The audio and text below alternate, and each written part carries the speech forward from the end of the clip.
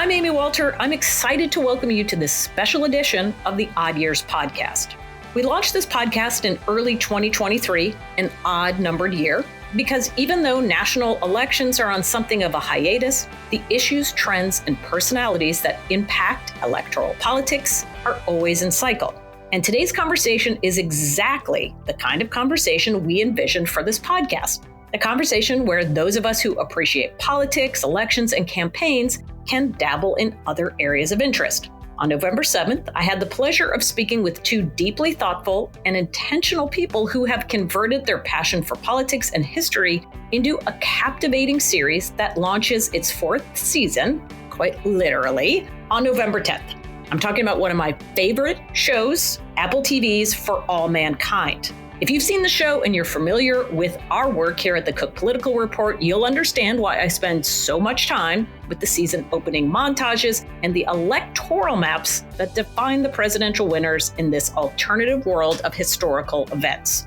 My guests, Nedivi and Matt Wolpert, executive producers and writers for All Mankind, had the audacity to imagine a world where the Soviets beat the US to the moon, setting off an entirely different chain of events, offering its characters new endings to some of our age-old leadership, relationship, and geopolitical tensions.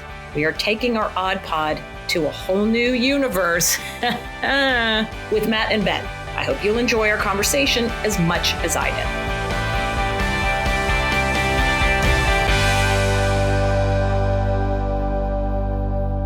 Hi, you guys. Nedivi, Matt Wolpert. This is so exciting for me as a big fan of For All Mankind. I've been looking forward to this for quite some time. And I wanted to start this by telling you all, and of course our listeners, how I became a fan of your show, which was my wife had COVID and was in the other room as in that era we were all quarantining from each other. And she was watching the show because I could hear it in the background. And then I heard this was your intro, I think, to the third season, where it's the opening montage and Gary Hart is elected to a second term. And I was like, what is this magical show you are watching? Where are we? I need to know more about this. Then I started it and got hooked. And it's not just that I got hooked on this alternate history, but the characters and all of the drama and the nuance that you bring to this. So I obviously want to dive deep with you guys because I know you're history dorks and politics dorks like I am. But I wanted to start with you first about the conceit of the show, how this started. When people ask me, well, I tell them, you guys have to watch the show. You will love it.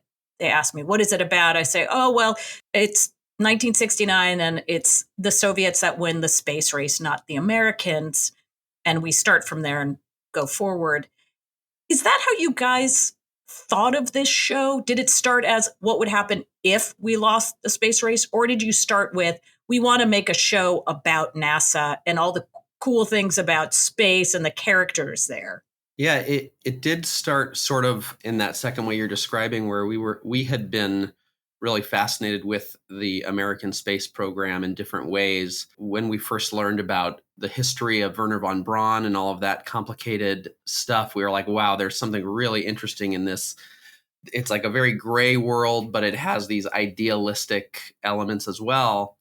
But the more we talked about the sort of the reality of what the space program was, it was a little depressing, honestly, because we got this like period of great achievement and then it just sort of petered out when the space race stopped becoming so neck and neck. We were able to get to the moon and the Soviets never were able to match that. And then we stopped pushing each other forward. And so we started exploring this idea of like, well, what if the space race never ended? What if we did keep pushing each other forward? And part of that was that we would have had to lose the race to the moon. And one of the mantras of our show is, by losing the race to the moon, we wind up winning overall. Not we Americans, but like Earth, humanity winds up winning because it keeps us pushing forward. And it really just opened up the world of like, well, if that one thing changes, what are the other butterfly effects that, as you said, as political and history junkies, our minds just started reeling with that premise. Yeah, and that's such a great way to think of this, because it's not just that you're pushing each other of who can get to the moon first, who can put the first woman on the moon, who can get to Mars. It's going there and then finding these resources, right? So what would happen if we didn't need oil from the Middle East? How is that going to change our geopolitics? Is that what you guys were thinking through that too? Always. I mean, I think, as students of history, we also acknowledge that we like to think of the Apollo program as this really utopian, oh my God, we just want to go to the moon, and this will be great for us and for science and research. But the reality is, the more we learned about it, the more it did come about in more of a competitive Cold War feeling of showing that democracy in America is more powerful than the Soviet Union. And I think a lot of times in history, even the idea of going to the moon just to settle on the moon wasn't enough, that it would be about resources and about what can we gain from this adventure. And by the way, this has been the same thing throughout history, really, when you think about it. Like, Right. why did we come to the colonies? Why did we conquer new worlds? It was a sense of adventure for sure, but it was also a sense of competitive advantage and the fight for resources. And I think as we push forward in our show, we do in certain ways use history as a reference point. We like to say our IP is history. We're adapting history. So each season we kind of look at certain moments in history as a reference point. Like season 2 was the Cuban Missile Crisis, and use those Right. references sometimes to really ground the show in a way that it's not pure fantasy sci-fi, that it really feels as real and grounded as possible. Would you all categorize this as science fiction? I know everybody wants to stereotype every show has to fit into a nice, neat box, but this doesn't neatly fit into that, at least not for me. Yeah, no, that's an astute question. I think we've never really thought of it as science fiction. We've really thought of it as a character drama where a lot of the people's jobs happen to be in science. So technically it is about science and it is fiction. So on a broad level, you could say that, but it isn't really a traditional science fiction show.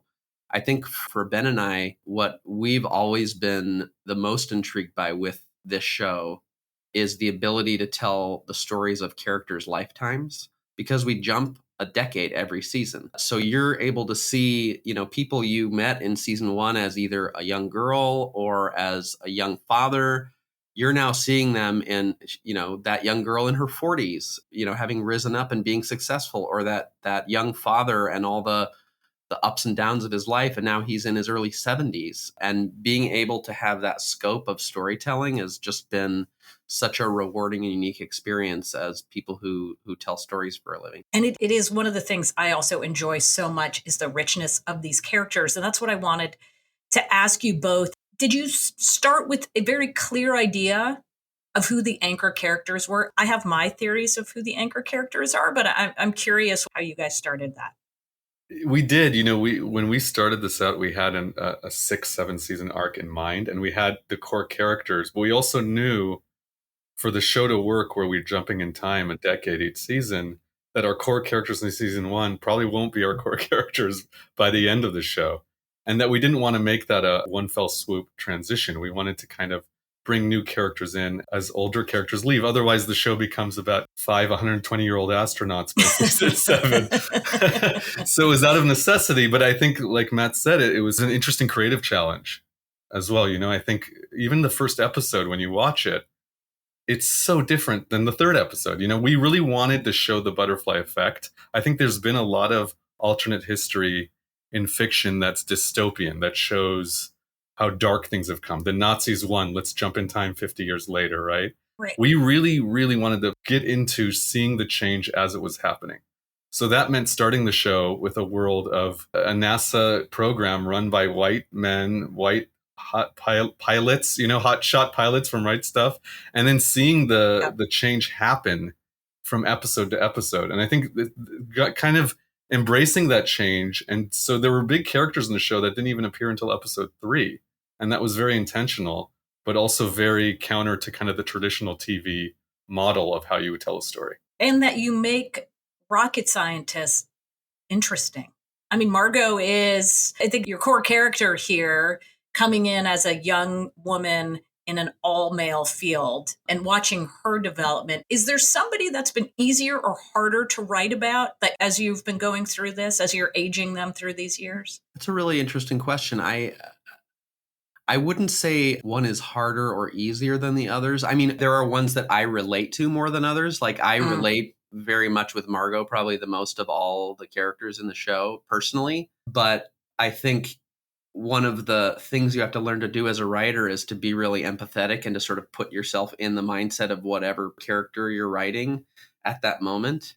And I think it's something we constantly try to do, is not only empathize with the characters that we like, but also try to empathize with the characters who are making decisions maybe that we don't like.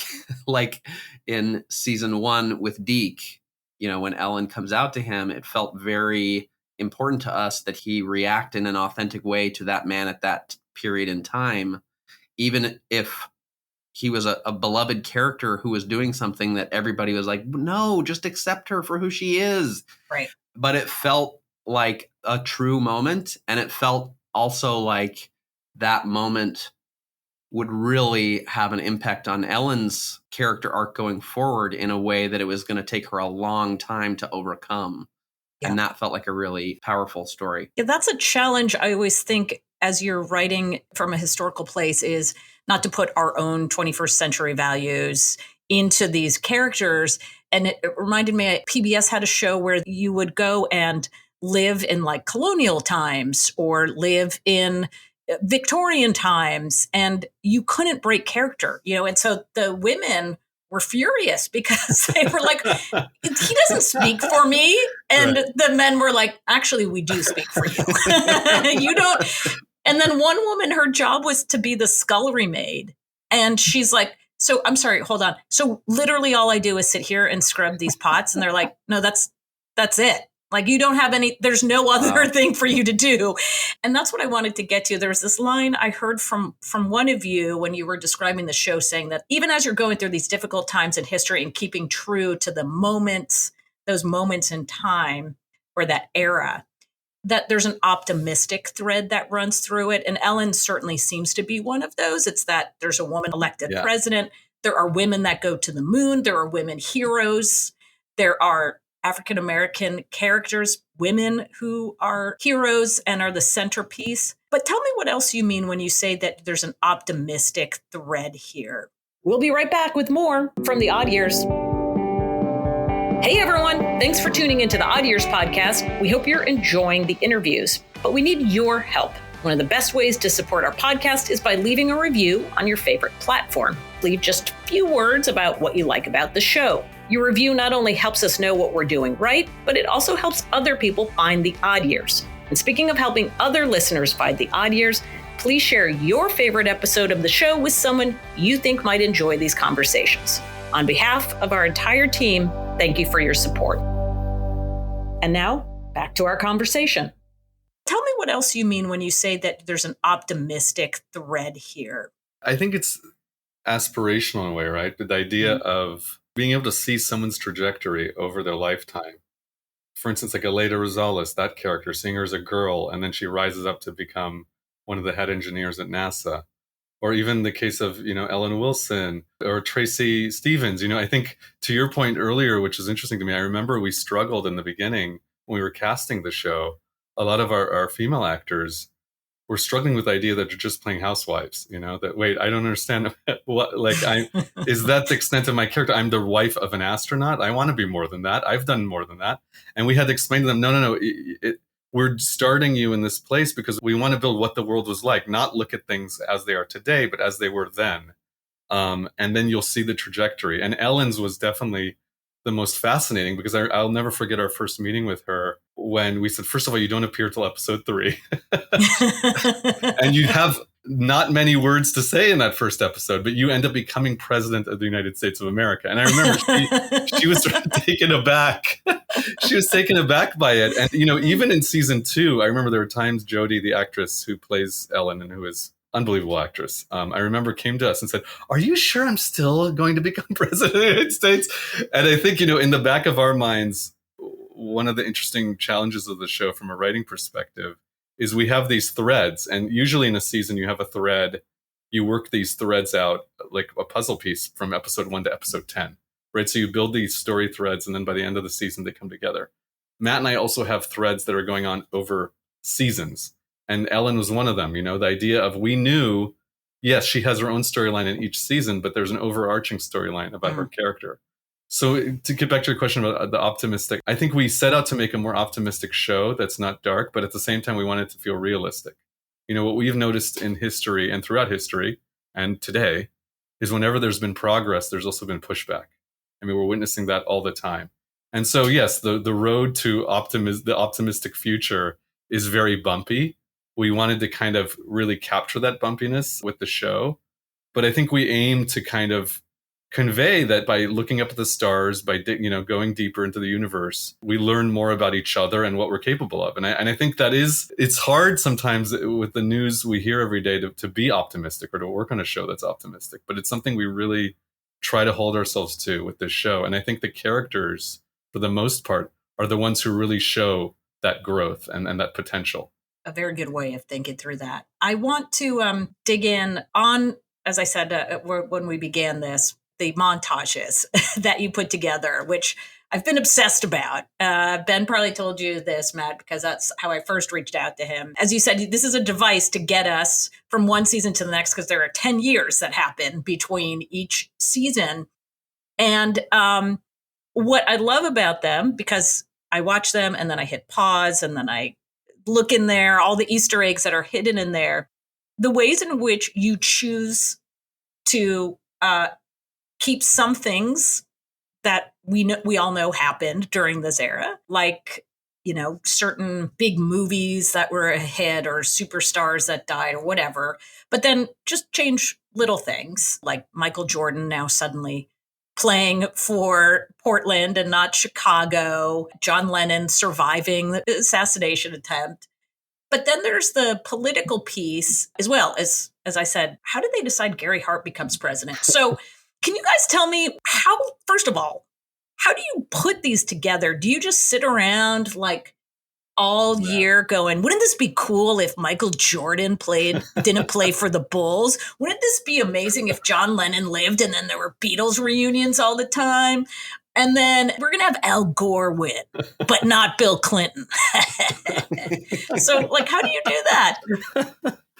Darts. No. Yeah, it's one of the funnest parts of this whole process. And it's also one of the most exhaustive and exhausting, because it's really like making a little mini documentary at the beginning of each season that takes probably as much time to make as a whole episode. Like just the amount of thought behind it, and then the amount of finding the right clips and then adjusting those clips if they need to be, and finding out if we're even allowed to do anything with those. The legal side of it is just, there's so much. Oh, you mean the legal thing about, so when you guys put like George H.W. Bush and Ellen Wilson together in a shot, are you saying there are legal issues there, or it's more about putting Michael Jordan in a different jersey? It's more it's really about clearances more than anything. Like you have to clear who owns the photograph, or if there's a logo on a jersey, that's very difficult stuff. But then there are rules where, like, if there's a performer in something, you have to make sure they're okay with you using their image. The irony is that politicians are the easiest to reuse. Yeah, because all of that stuff is public. Yeah, exactly. Right, it's out in the public square. Yeah. So that we can go to town. It's funny. I think the first moment of our rewriting of history was Ted Kennedy not going to Chappaquiddick. Because we realized that party at Chappaquiddick happened like right before the moon landing. And if the Soviets had beaten us, we imagined Teddy canceled the party and was like, I'm going to hunker down in Washington. And that would have changed his trajectory to the point where, taking on the mantle of his brother in 1972, he's the one who challenges Nixon in 72. And we felt like because Nixon was president when we lost the moon, that would have also lowered his stature. And that was really the first point where we're like, oh, this is really fun. And like then thinking, okay, if Nixon's not president in a second term, well, then Reagan does rise up in 76 at that convention that he lost to Ford. Like all those things that as history and political fanatics we love to just explore. it's honestly gotten more and more fun to think about, but it's also a little more like you could go so far off from reality. And so That's what I mean. How do you rein yourself in from not being like, oh, all of these amazing things just happened and these terrible things didn't? Well, it's funny. It's a metaphor for everything else in the show as well, because there's a tendency with the show as it grows to go more fantastical, more sci-fi, right? And I think Matt and I are constantly pulling the writers back and the designers and everyone from the breach of like, okay, let's make this real. Let's make this feel gradual change. And I think to your point, the montages, that's a big part of it, is that really what those are doing is settling you, the viewer, in the world of the show and the era of that season. That's really the point of those. But, we definitely spend too much time. Matt and I can go down these rabbit holes of, wait, so would he even be in office? Because it goes to that point too, like who's already a politician? Would the space race have changed that person's trajectory over someone else's? Would for the Gary Hart thing, to go to that, one of the reasons his career imploded was that affair, that photo that got out.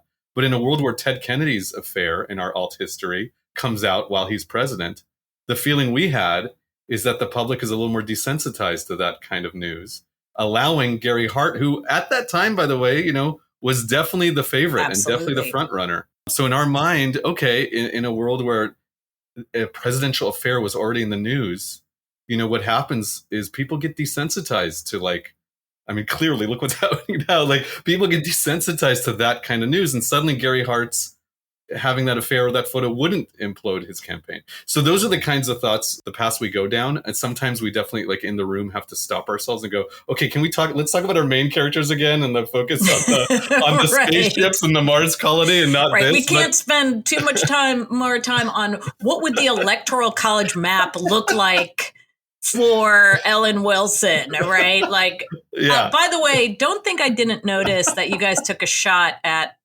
political reporters and prognosticators who wrote her off. Oh yeah, and for the biggest come behind victory in history. I heard that. Okay, that's fine. We missed the re-election, which was quite great. And I literally did. I looked at the electoral map. I'm sure you guys thought about that too.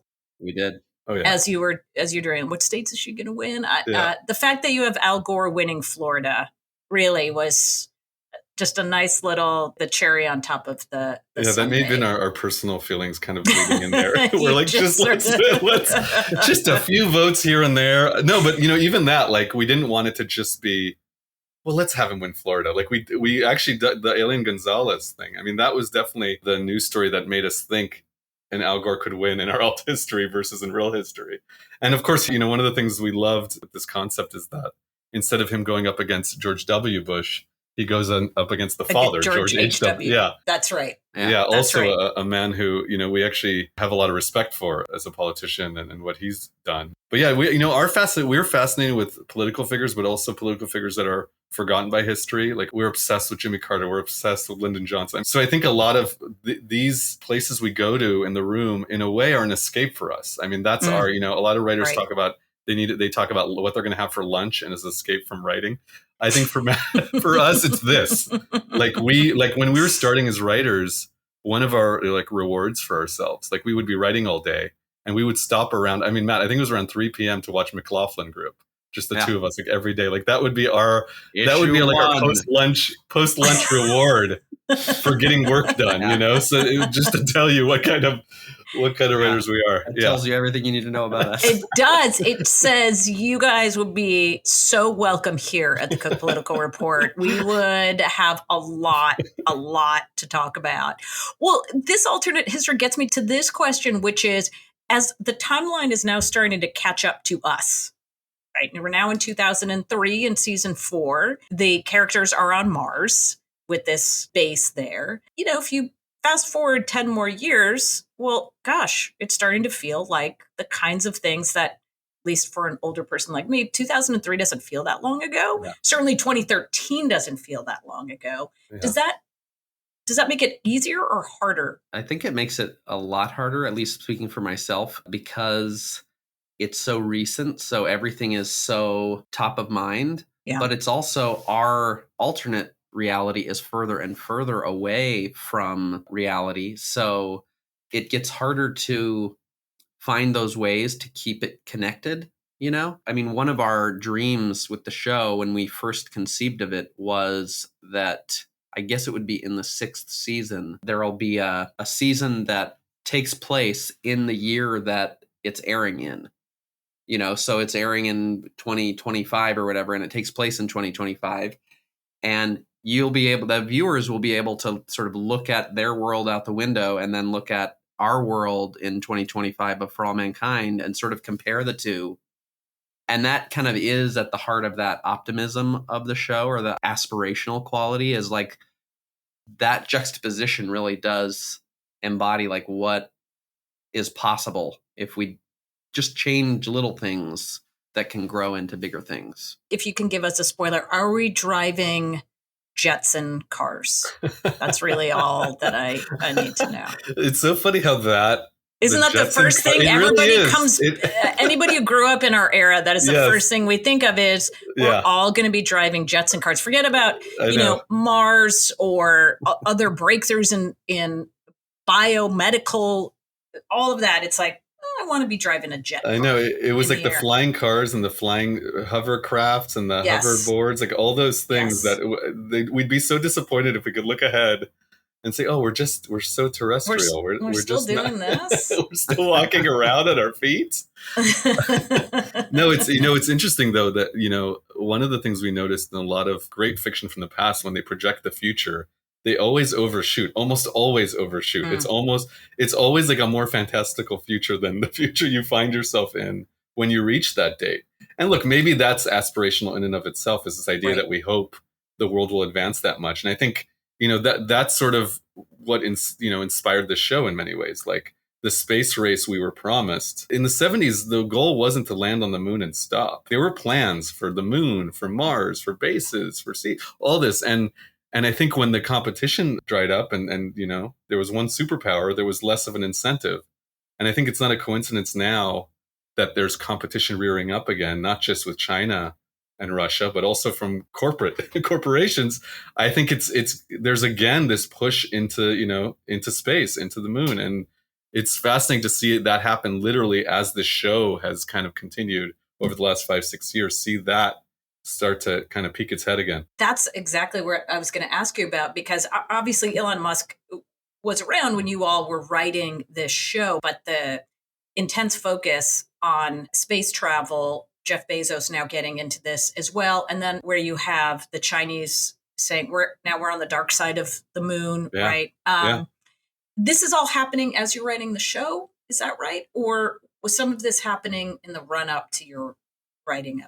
It's a bit of both, but I will say that I think we try not to chase events. We try to just be in the mindset of what feels right in our world, and not to toot our own horn, but there's been a lot of occurrences of something we've done in the show, not anticipating that something is gonna happen in the real world, and then it just sort of comes up. I think in the 4th season, we were interested in the idea of asteroid mining and the asteroid belt purely from, like we talked about earlier, the new resource. And like Mars actually doesn't have a lot of resources, but it's much closer to the asteroid belt, and it felt like that was a great way to tell the story about resources and the new kind of fight over those. But then as we write the season like 14-15 months before it airs. Now I think the day our trailer dropped is when they launched the mission to the Psyche asteroid. And it's just like, there's these confluences that are so weird, honestly, that I don't know. We're starting to think maybe our writer's room is bugged and people are. I think so too. And all the talk in your early seasons about finding water on the moon. This is a conversation we're having now, which I don't remember this being part of our conversation. Again, the moon seemed so like, oh, that was 50 years ago. Yeah. There's nothing left there. Now it's like, no. Get this water there. Boom. And I understood all of it because I watched the show of what it would mean to find. And by the way, the base they're looking for, if you see where they're actually wanting to land on the moon, it's around Shackleton Crater, like the Chinese and the Americans literally were landed. And look, we didn't pull it out of our ass. Like we have researchers, we have astronauts that we consult with. So clearly we did think about it. Okay, if you're going to find water on the moon, where will it be? And also we loved that it was called Shackleton Crater. That didn't hurt. Yes. But a lot of it, comes from that place of competition again, right? Like I think the Chinese going there definitely spurs something in us. As much as politics, we hope, would come from a place of idealism, it does come sometimes from cynicism. And, that's fine too. In a strange way, competition is something that is ingrained in all of us from an early age. I have 2 daughters. I see how literally from an early age, the competitive thing between them is what builds them in many ways. So I think that continues, and you see how it impacts countries. And what's happening on the moon in many ways is kind of even more exciting than Mars, because we can get there so much quicker. And I really feel confident now we're going to have people on the moon again within a few years. And hopefully what happened in season 2 does not happen there. Right. Tell the writers of reality what to watch out for. Yeah. Do you all work with NASA on this? Are they part of this process? We don't directly work with NASA. We work with a lot of experts in the field. Garrett Reisman, for example, who was a former astronaut who worked at NASA and then at SpaceX. And he's really been a key resource and a big part of grounding all the crazy ideas we come up with in the room and saying, no, that is literally not possible according to the laws of physics. But, but this is a way that it could fit within the laws of physics. That conversation, because honestly, Ben and I can barely do multiplication and division. Like we're not qualified on that level. So it's a real treat to get to learn more about it. And I do feel like I could build a Saturn V rocket myself by this point, but it would probably blow up on the pad. But But you have the sets. I was reading somewhere that every detail of the sets you have of what NASA looked like in the 60s, in the 70s, 80s, et cetera, is like down to the specific switches and knobs on the computers. How did you come to that? Perfectionism. No, it's obsessive. Yeah.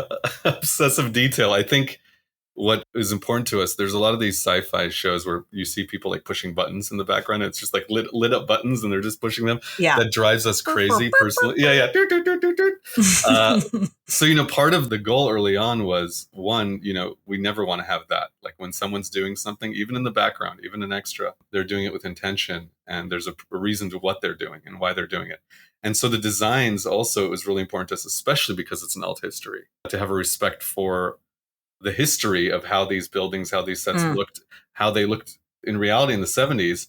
But now as we go into kind of more and more of the alt future, what's been really fascinating is building these sets and ships and the colony of Mars in a way that also makes sense. We researched a lot, like to build a colony on Mars, what are some of the things you have to be worried about, including radiation. You can't, like a lot of it is you cannot expose a lot of these astronauts to radiation over time. So how do they deal with that? How they deal with, the oxygen situation, how they deal with the so much thought goes into it. Thankfully, not just for Matt and I, but we have a huge production design team that also does a ton of research. And a lot of the research ends up looking like blueprints of what actual space program would do in terms of building a colony on Mars.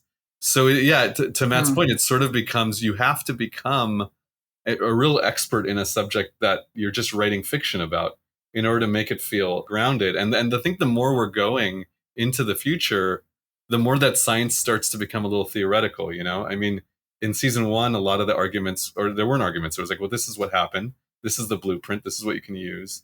I noticed in season 4, even our researchers were arguing with each other, about, well, it would be like this. And someone else, well, no, actually, I think it would be like, so we found ourselves being the referees a lot and trying to find a middle ground. And I think that's going to be a fascinating challenge moving forward with the show, is as we go more into kind of theoretical and what doesn't exist right now, how do you maintain that realism you were talking about? Yeah. Excellent point. One other question before I get to our final closing questions. It's noticeable as we go into season 4. So here we are, we're coming into the 21st century and there's no 9/11.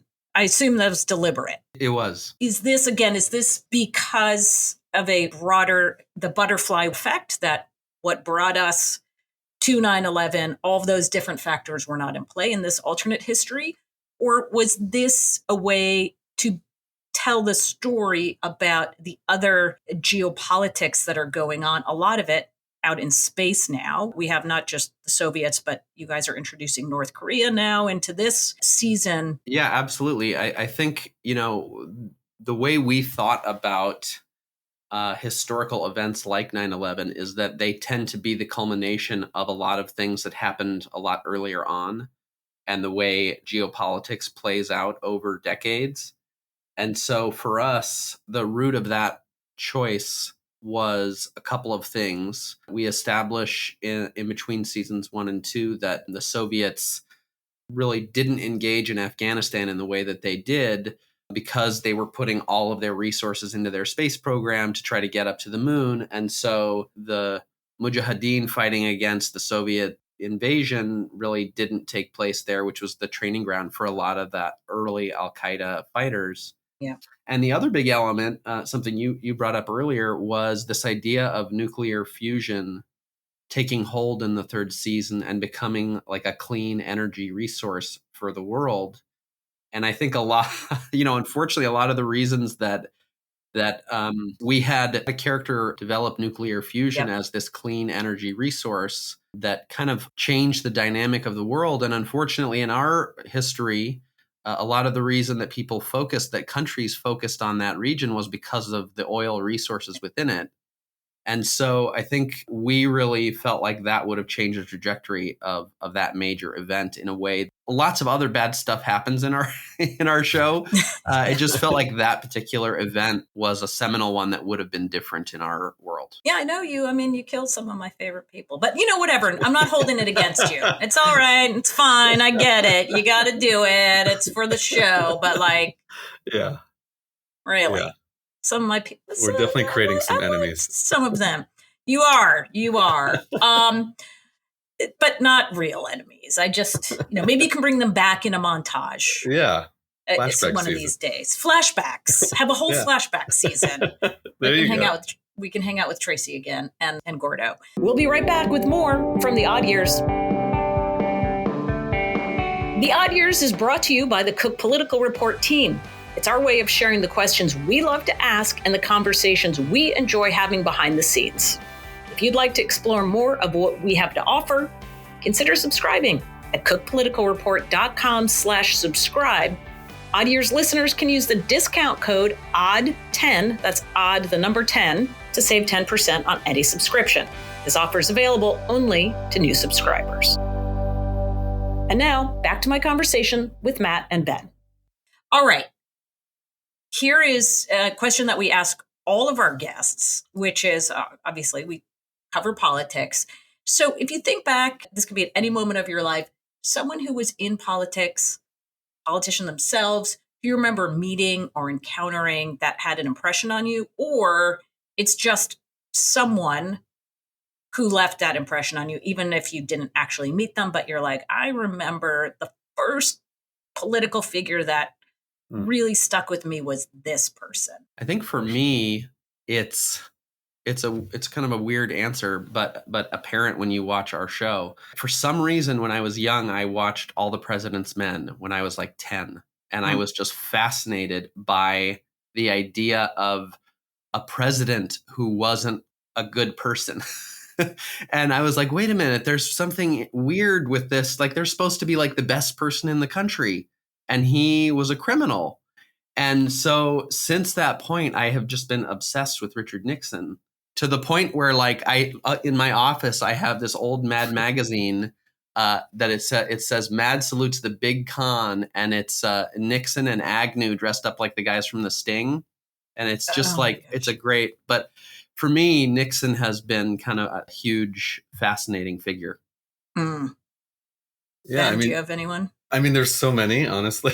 It's one of those things, but I think the one that stands out the most is Lyndon Johnson, and probably because of the Robert Caro books that really had a huge impact on me and on Matt. In fact, we were the ones whenever the book comes out, we're the rush to get it and read it. It almost became our Harry Potter books.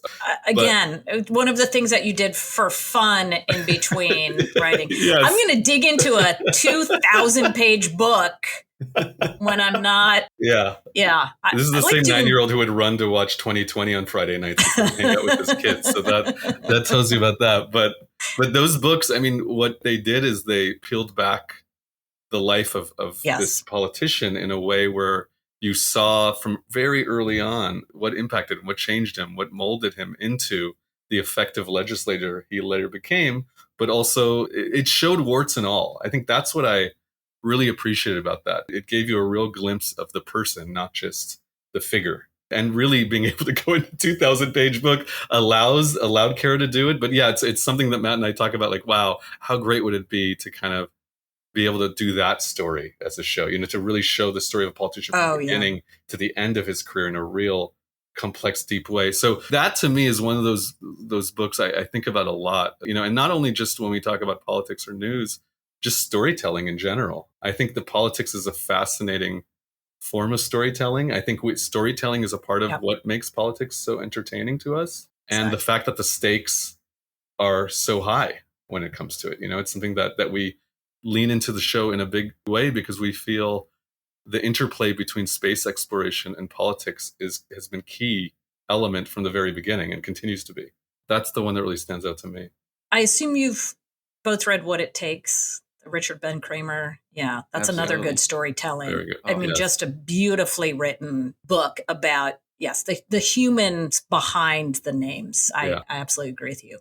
And then one last thing, we're starting off, now that we're headed into an election year, asking our guests, they get to ask us something for our mailbag, which we will answer in a subsequent podcast. If there's any political question you have, it can be about people, places, House, Senate, trends. Is there something you guys have been thinking about? Like, man, I wish they could answer this for me. Ooh, that's a tough one. I know. Well, make it easy is really what I say. Easy questions, hard questions. The questions now are so deep and complicated. Yeah, right. You don't have the esoteric, like, why are we here? What are we doing? I mean, something that's popping up in my head now is how the conflict in Israel is going to impact Biden in terms of the fracturing of the left and the Democratic Party. And is that really going to be as big a deal as I'm worried it is going to be in terms of holding that group together? Because he's got to win.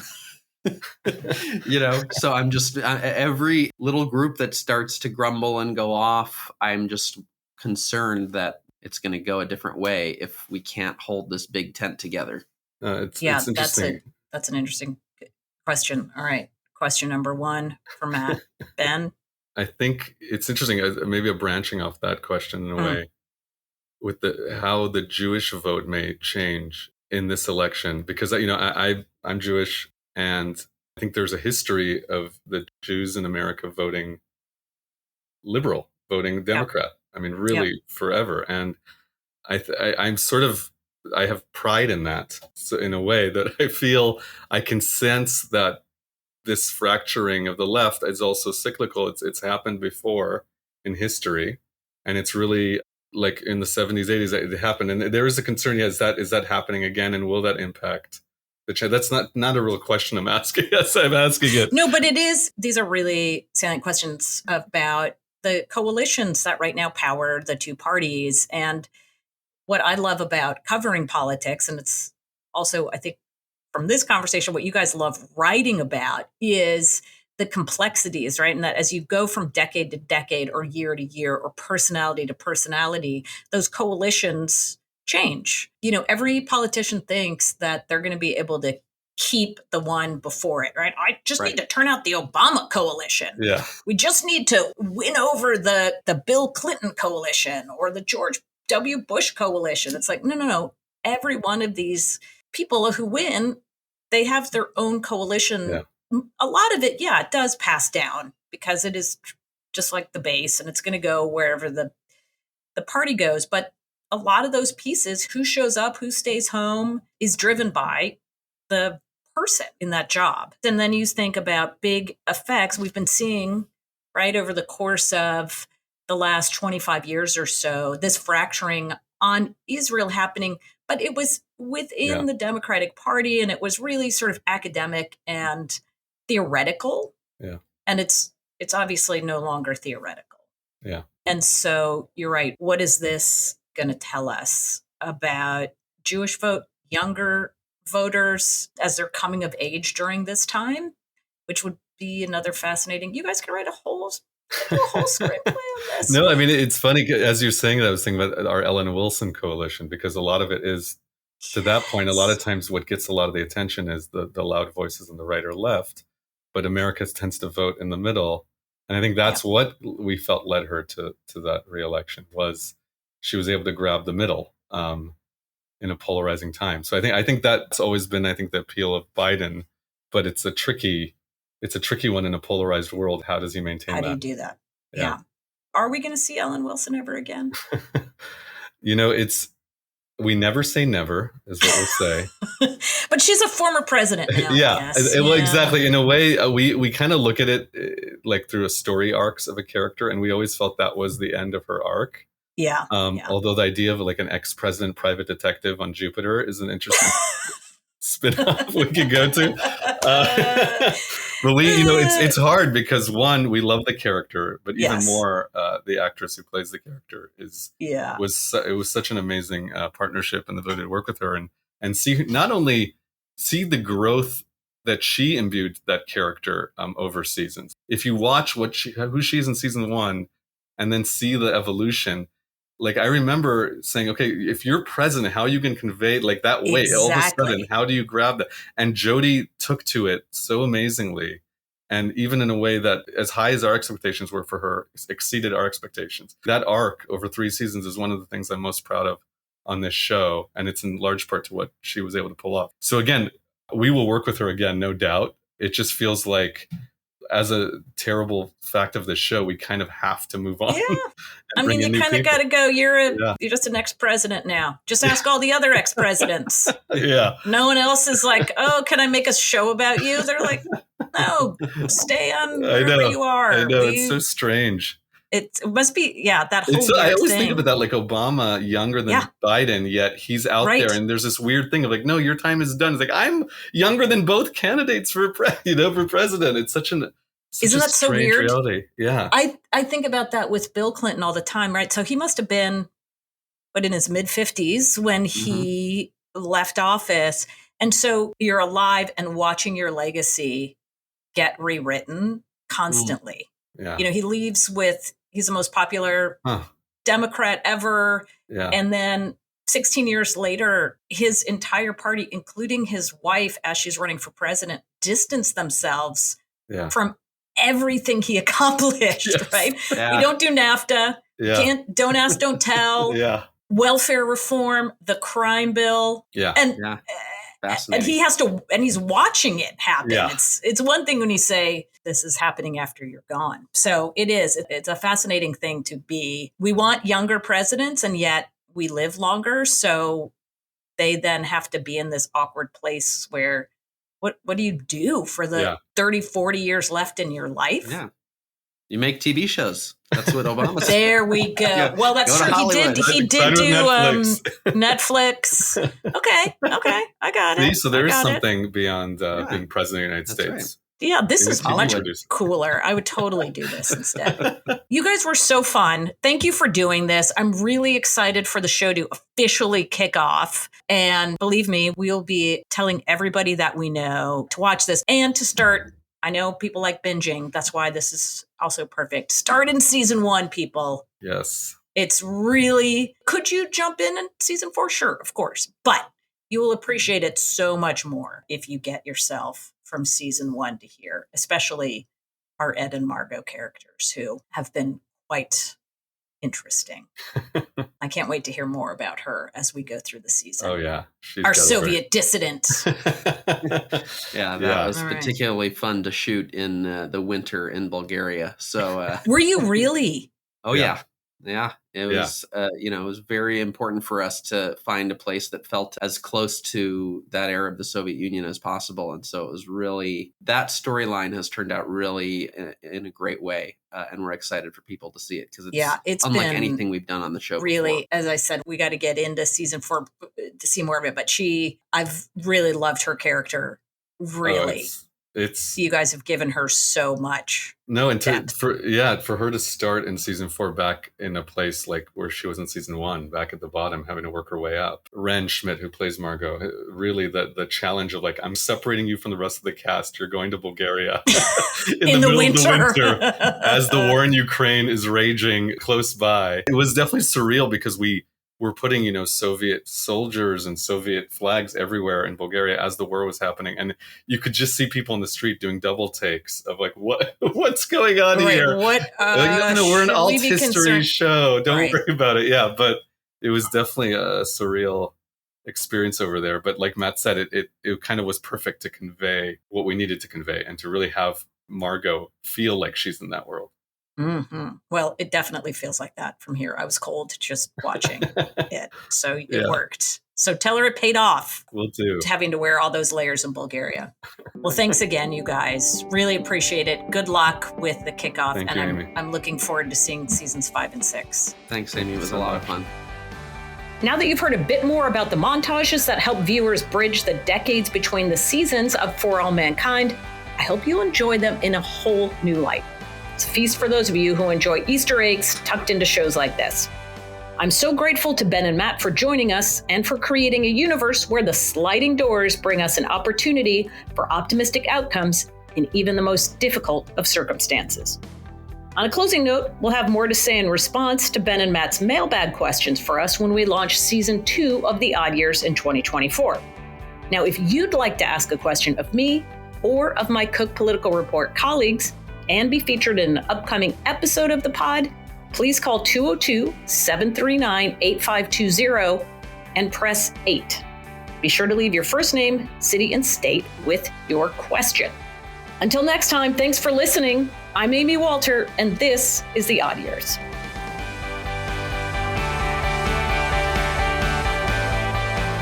The Odd Years is brought to you by the Cook Political Report and is produced by Allie Flynn and Catherine Ham, with podcast editing and sound design by Kate Wecker of Sonic Hook Creations.